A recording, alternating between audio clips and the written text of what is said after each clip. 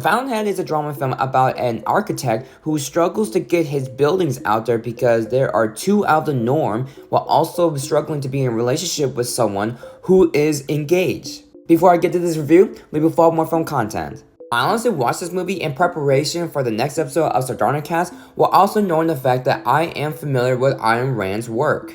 I've seen all three of the Atlas Shrugged movies during my high school years, and they were certainly interesting, at least in the beginning, and then it just get worse and worse quality-wise. But this is actually interesting because it's the only Ayn Rand adaptation that's actually written by the author herself.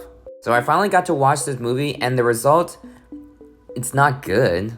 Gary Cooper does seem to be trying to make this movie work, with him giving it his all in terms of this main character who wants to make his architecture well known. Which you do see some interesting building designs that he has created as a result of it that really does have their own sense of personality in some way.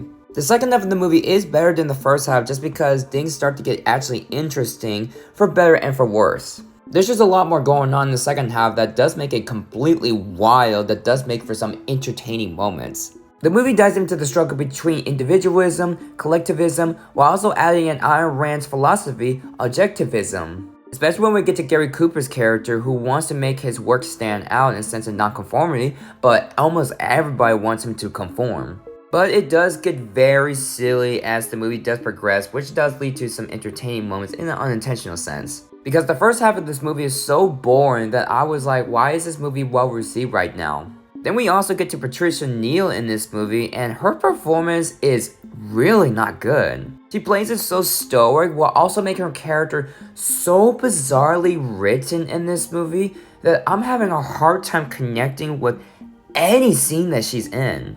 I don't even know what her approach was to her character to make her say all these types of bizarre dialogue through such bizarre mannerisms.